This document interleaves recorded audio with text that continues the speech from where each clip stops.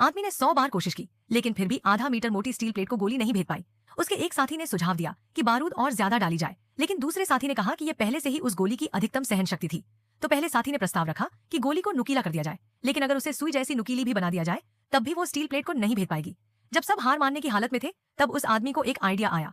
उसने एक sniper rifle उठाई, शूटिंग पोजीशन पर गया और एक ही जगह पर 2 गोलियां चलाईं, जिससे आखिरकार स्टील प्लेट भेद दी गई। उनका मिशन दुश्मन सेना के सबसे ऊंचे रैंक वाले अफसर की हत्या करना था, लेकिन उस अफसर की सुरक्षा के लिए हमेशा ढेर सारे सैनिक साथ होते थे। जब भी वो बाहर निकलता था, उसके लिए एक बुलेट प्रूफ कार भी खास तौर पर रखी गई थी। कार के बुलेट प्रूफ शीशे की मोटाई आधा मीटर थी और एक आम स्नाइपर राइफल उसे नहीं भेज सकती थी। आदमी की तरकीब ने काम किया, लेकिन अब समस्या ये थी कि दोनों गोलियों के बीच की दूरी बहुत ज्यादा नहीं होनी चाहिए थी और कोण एंगल में भी ज्यादा फर्क नहीं आना चाहिए था। ऐसा एकमात्र स्थान जहां ये मुमकिन था वो था क्लॉक टावर चौक, जो कि दुश्मन का मुख्यालय भी था। पहली गोली के समय दुश्मन तैयार नहीं होता और शायद शूट करने वाले की जगह भी न ढूंढ पाए, लेकिन दूसरी गोली चलने पर निशानेबाज की जगह जरूर पता चल जाती। लेकिन यही उनका एकमात्र मौका था मिशन पूरा करने का। किसी एक को बलिदान देना ही था, तो उन्होंने लॉटरी के जरिए तय किया कि दूसरी गोली कौन चलाएगा। आखिर में वही आदमी चुना गया। हत्या वाले दिन आदमी ने खुद को घड़ी मरम्मत करने वाले के रूप में छुपाया और दुश्मन के कैंप में दाखिल हो गया। वह कामयाबी से क्लॉक टावर की सबसे ऊंची मंजिल तक पहुंच गया, जहां उसके टूल बॉक्स में राइफल के हिस्से छुपाए हुए थे।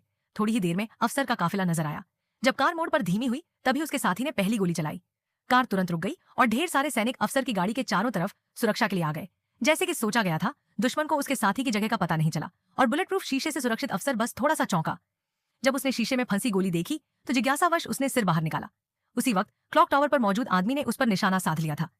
गोली बिल्कुल सटीक तरीके से पहले की गोली के छेद से होकर गाड़ी में घुसी और अफसर की जान ले ली। लेकिन आदमी की जगह भी दुश्मन को पता चल गई और सैकड़ों सैनिक क्लॉक टावर की तरफ दौड़ पड़े। थोड़ी देर बाद आदमी पहली मंजिल की लॉबी में नजर आया, जहां दुश्मनों ने पहले ही सभी रास्ते बंद कर दिए थे। ये देखकर आदमी भागने की कोशिश करने लगा, लेकिन किसी ने उसका टूल बॉक्स जमीन पर गिरा दिया। जब वो अपने औजार समेट रहा था, तभी किसी ने उसके सिर पर बंदूक तान दी।